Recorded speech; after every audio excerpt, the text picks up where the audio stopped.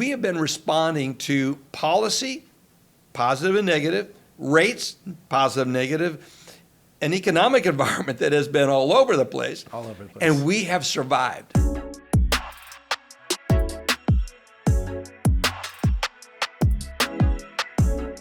Welcome to Powerhouse, where we talk to the biggest names in housing and ask them about their strategy for growth. I'm Diego Sanchez, president of HousingWire, and we are recording in person, Yes. which is great. Love in person from our Housing Economics Summit. And this person needs no introduction, but I'll introduce you.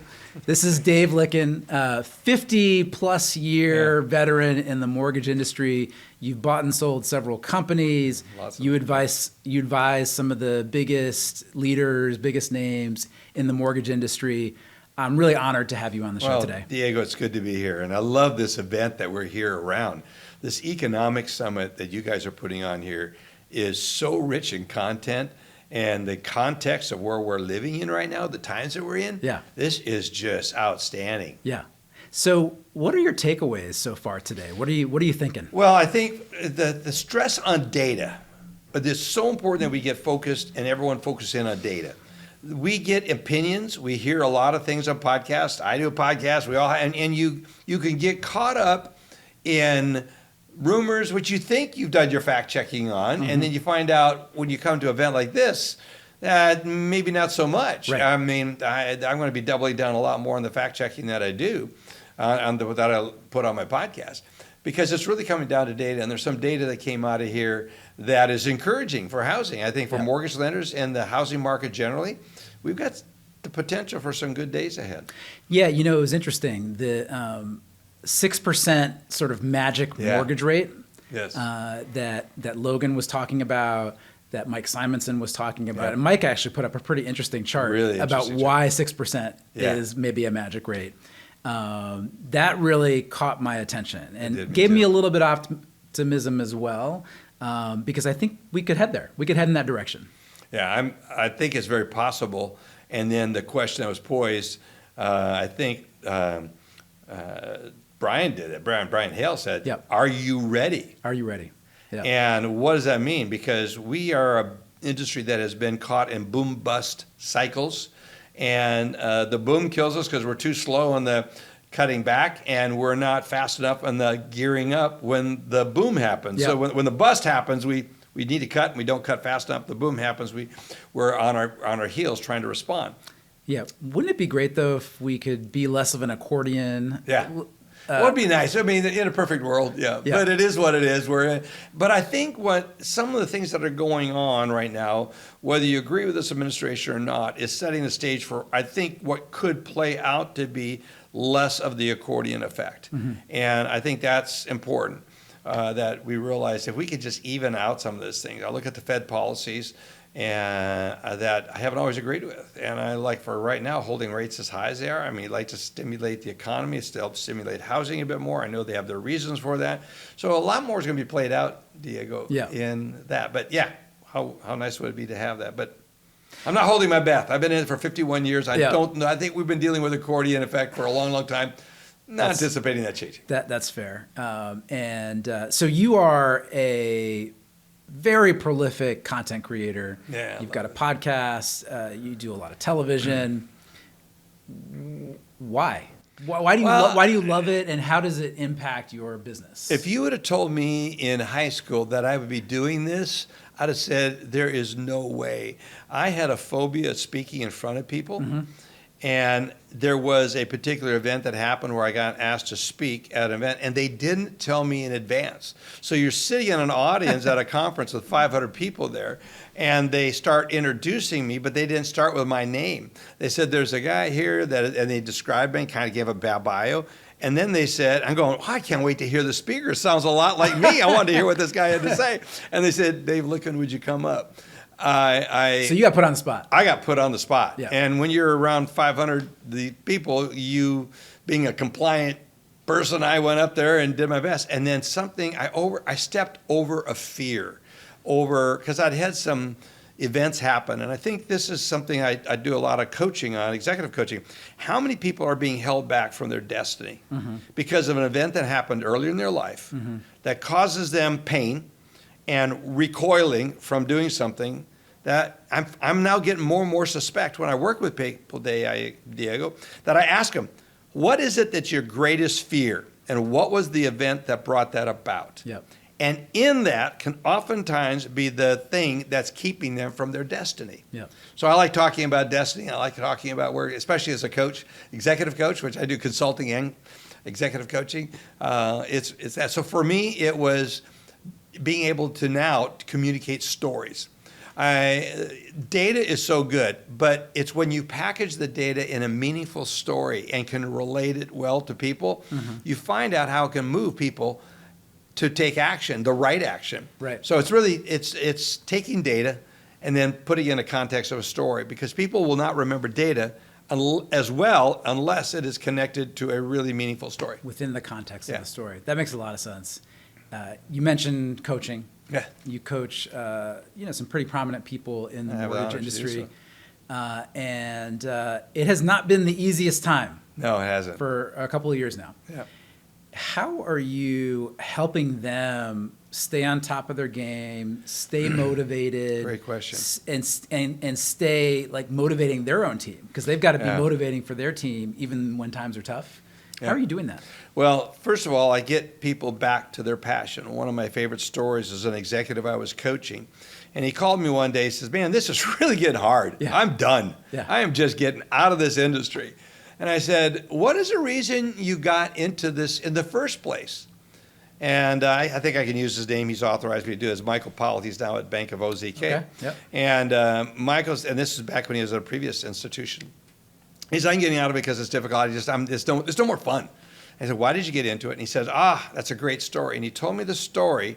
What motivated him to get into housing finance, mortgage specific, was because his parents, who had made decisions that had kept them out of owning a home, they got with a mortgage person that worked with them and got him into a home. And see, he and his brother, I think it was he and his brother, hopefully I remember the siblings right, they found out that they were buying a home by his parents saying, "We're going to a closing." I said, "That's a great story." So you watching your parents get a house motivated into what's changed? Right. He says, "It's getting worse. It's really, he was going through some difficulties with both the company that I was with at the time and then also circumstances of the market." And I said, "Okay, I'll let you quit. I'll go along with you quitting. Yeah. On one condition. You need to go out and go to at least one or two," I said, "I prefer you go to 3 closings and ask them, what is it that we just," and it would have to be first-time home buyers. Yep. "What is it that we did here that is, how meaningful is it to you?" The first closing, Diego, he went to, he was a little late, drove up, and they were finishing up the paperwork, his loan officer there, and he didn't notice that the guy was sitting in a wheelchair. And he's sitting there, and he walked in and goes, "So I'm Michael. I'm here just to, my coach just said I want to get out and get to know and reconnect with our consumers that are buying homes." Says, "So can I ask you a question? What does this buying this home and us doing what we've done here for you mean to you today?" And the guy looked at his wife, and an emotion started coming over him. He pushed back from the table, and that's when he noticed he's in a wheelchair. Wow. He had his legs blown off in Afghanistan. And he says, why would my wife want to stay with him half a man? Yeah. His identity was his athleticism, his ability to function, and he got into drugs and depressed. PTSD set in, and it was because his wife never gave up the vision of believing in him and tried to convince him. She says, "I believe if we can get him into a house, Diego," Yep. she says, "And I found," and points to Michael's loan officer, "we worked through some difficult 2 years. This person worked with me to overcome circumstances that," and she said "we," it was actually he, "that had buried them, where it was keeping them out of home ownership.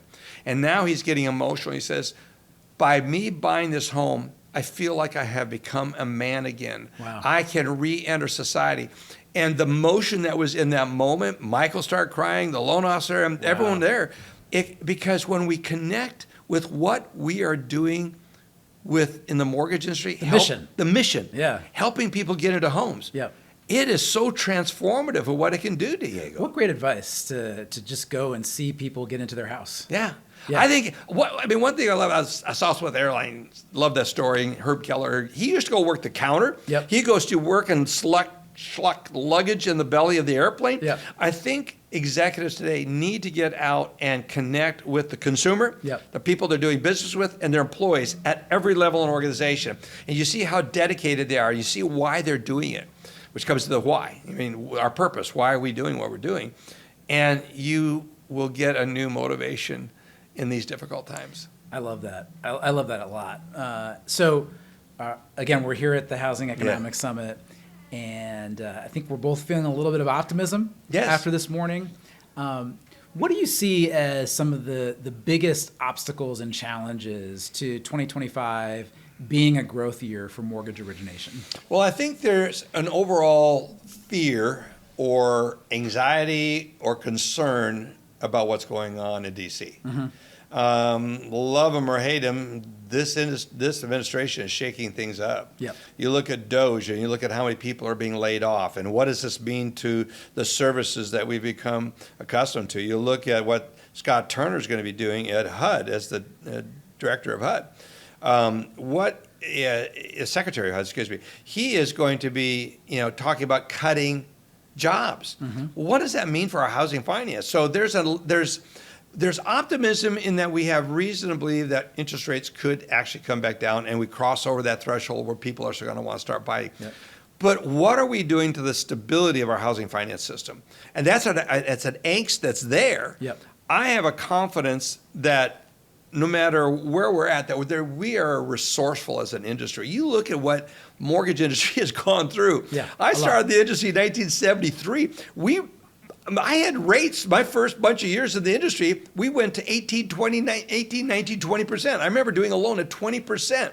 I think at the time, back in 1980. Mm-hmm. And I'm 7 years into this industry. I started at an uphill climb as an industry. I didn't know what falling rates felt like. Yep. So we came out of that. We were making loans at 18 and 19%, Diego. And then we come back and then, Clinton comes in and we see a recovery and we see all the things that were done with the housing policy that really spurred on. And it was really Carter that came in and created the programs that took out what was redlining. Mm-hmm. That really started opening up the markets. Clinton expanded those programs. And we have been responding to policy, positive and negative, rates, positive and negative, an economic environment that has been all over the place. And we have survived. Yeah. And I think it's made our industry stronger. It's made executives stronger. Now, what we've just gone through, we heard, who was it that said it up there? Brian, I think I get Brian Hale. It was Brian Hale. Said, I love Brian. I had the privilege of knowing him in his Countrywide days, and he is such a brilliant guy. A straight shooter, and he says it like it is, and that's what I love. I think sometimes I try to find the right way to say it. Brian doesn't give a crap. He says, this is the way it is. He just says, I've got to take more of Brian. So kudos to you, Brian, the way he said it. He said, of all the years I've been in this industry, and I've been through some difficult years, he said, and I have too. Of course, I've been in it a little bit longer than this. He said the last three have been the most difficult. And he was at Countrywide during some very difficult years. Yeah. So Terrific. That's a big statement. It is a big statement. Yeah. So I think this is testing us like no other time in my history of 51 years in the industry. Brian's 43 years. Nothing has tested us quite like the last 3 years. Mm-hmm. But what we're finding is the companies that are emerging out of this are stronger, are more focused, and have a higher survivability rate than a lot of the predecessors before. Yeah, that's really encouraging. So you are a coach. Yeah. You're also a consultant to the industry. What issues and areas are you consulting most on right now? Well, cost reduction has been a drum I've been beating for some time. Yep. Unless we focus, I've always been concerned about a lot of clients. I have clients from coast to coast, big and small, some of the biggest ones, some of the smallest ones. And I've been concerned about their cost to originate because I'm seeing innovation. One of the things I had when I was loan originator, I had a Boeing engineer. I was up in Seattle. At the time, a Boeing engineer gave me a Heathkit computer. It was the first microcomputer. It was a thing he built, and But out of that, I started playing with it, and I got a software spec, and I created it for one of the first loan origination systems. At the time, it was called the Loan Originator, and then it became Interlink software that went public and went on, did really well. That was my creation in my garage. So I have an appreciation of what automation can do for us. And now with AI coming into this, we have got so many tools that we can use. AI is coming in all over the map. And AI is not the end-all, be-all, because there's a lot. We have LLM models, the large language models, and we have non-large language models. If you're going to get in and start using AI, you better understand the difference. And because large language models can get you in trouble. Because when Fannie and Freddie looked at trying to make some underwriting decisions, the bias that came in through the training of LLMs got put into the systems. Where I think we need to intelligently look at AI. One of the books I'm recommending everyone to read, and anyone watching this, read the book by Mustafa Suleyman, The Coming Wave. It's sobering, it's exciting, and it will get you in a mindset. And you talked about earlier about what am I doing? I'm helping executives change their mindset in the coaching. That's what I really work on. But cost is the biggest thing I'm thumping on. But as a result of this today conference, which has been so good, focus on the data and how to go get the business. And it's focusing and targeting the realtors that are doing the business. So I look at the business intelligence tools, MMI, Modex, now Redder is a new one that I'm really caught my attention. These are business intelligence tools that can zero in exactly who we need to be calling on. Are you seeing your coaching and consulting clients thinking a lot about M&A right now? Oh yeah, there's a lot. I mean, my good buddy Bill Cosgrove just bought NRL out of Houston. That's a big news. That happened last Friday. It got announced. There's a lot of that. There's going to be a lot of consolidation. We're becoming a bigger balance sheet. What was said by the banks that those independent mortgage bankers, they just don't have the strong balance sheets. They're like grass. The sun comes out and they're going to fade away. So there is a place for an entrepreneurial, thinly capitalized company that's aggressive in marketing, that can survive and grow. But you're going to come up against some constraints. And that's where a well-capitalized independent mortgage banking company, such as Union Home, Bill Cosgrove's company, is going to have a real advantage. So there's going to be continued consolidation, both tech and in the independent mortgage space. Is that a good thing? Well, Bill would say it's a good thing because he's growing his business. So obviously, if you're the one that's acquirer, it's creating an exit strategy for those that are struggling. So it gives them a payout of some sorts at various levels. I've done a lot of that. So I'm always saying for an undisclosed sum of money, that means it went for a real low price and no one wants to talk about it, the price that it went to. It's not always the case, but I mean, so that's not a general rule of thumb. But there are a lot of deals that are getting done for, hey, I just want out. I just want out. Let me take my cash off the table and let me put my organization and I'll do an earn out. So if I do well, my organization does well on you, then I'll get paid more. And I think we're seeing more of those deals. That's the nature of it. And so on the real estate side, we have been seeing a real flight to quality ever since the NAR settlement happened. And good listing agents are getting better and they're doing more business. Do you see that having an impact on LOs and the lending side? Yes, it's causing LOs to have to elevate their game. Because when you find a listing agent who is becoming much more of a professional now because of this lawsuit, they're going, I don't see you as serious about your profession as I am as a listing agent. So I think it's really critical that that this is going to have, that the critical factor it's going to have is going to raise the game. Those that do not raise their game. I'm sitting next to loan officers here at the Economic Summit that paid the fee to be here. And if you're watching this and you're not at this Economic Summit, you're already behind that loan officer that's sitting next to me. It's crazy. I had lunch with a realtor from Wisconsin. Yeah. And she's just taking it all in. She's Sucking learning. it. Yeah. And she's getting better. And getting better. Yeah. I think it is because we need to be reading, become a more professional. We got to look at the data. We got to quit parroting what you're hearing on the last podcast. Listen to a good podcast. They're good. If you're listening to the right one, you get good information. Yeah. But even sometimes we can get it wrong. That's why I'm saying I'm stepping up the game on making sure the data we're putting out on our podcast is backed. So I'm checking with the MBA a lot more than I have in the past. Is this really, what do you see? You're getting the different perspectives on it. But the most important part is get out and grow as a professional. If you don't, you're going to find yourself at a real disadvantage and probably should get out of the business. Yeah. I don't view flight to quality and professionalization as a bad thing. No. I think it helps everybody and it helps the consumer, right? It helps the consumer. They get better advice. Yeah. So we'll wrap up with this question. What do you think the housing executive that is still in the game, still wants to be in the game, wants to grow, what do you think they should be paying the closest attention to right now?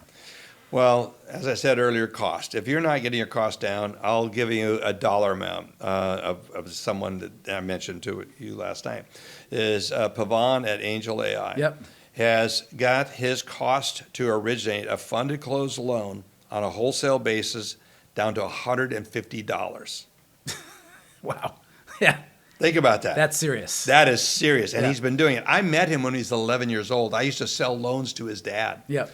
And in comes Pavan, and he was a computer savant. He started doing calculation. I didn't stay in touch with him. I didn't until Angel AI started kind of coming to the surface. And there's many great systems out there, but I really believe in that one because it's not an LLM. It is doing it the way he's approaching it. I think is a good way to go about it. Number one. Number two is I think it is a tool that reduces cost. Yeah. So that's a real competitive advantage. If your costs are that low. Yeah. Well, you think about it. If I'm spending $3,000 versus a guy that's out there at $150, he can make money at $150. He's going to put that into his pricing. Yeah. When you put this in a pricing, you have a real significant price advantage. Yeah. He says he can't do business at those low margins. Well, actually, he's got pretty healthy margins, and his prices are lower than a lot of the competition out there. So I think number one is a cost. The other thing is I'm telling everybody, focus in on data as it relates to realtors and real trends, which you guys have, the data that HousingWire is putting out now. Have the privilege of having a really great friendship with Clayton. Yeah. And you guys are focusing in on data. And what lenders need to do is start focusing on that, train their loan officers to start, instead of just shotgunning and going all out, we need to zero in on the realtor that is doing the business and those percentages. I think again it was in Brian's session that came out. I think it's going to be 5% of agents do 95% of the business this year. Exactly right. And it's the agents that are getting that. When it comes to real estate agents, I've seen those that are being really skillful in how to market that home. I'm putting my house on the market right now. Yeah. We interviewed 4 realtors. What a stark contrast. Yeah. I went with 2 millennial, new in the industry because they have a real good reputation at social media marketing. Yep. I went with 2 veterans. We went with one of the veterans because they don't do social media marketing extremely well, but they hired someone that is really, really good at it. Yeah. So just because you're a veteran, I mean, it's most important is get really good at the new world of marketing and social media. That's the way it's going to be. Well, Dave, incredible to catch up with you as always. Really a pleasure for me to have this conversation with you. Thank you so much. You bet. Yeah. Appreciate being here. Yeah. Thank you.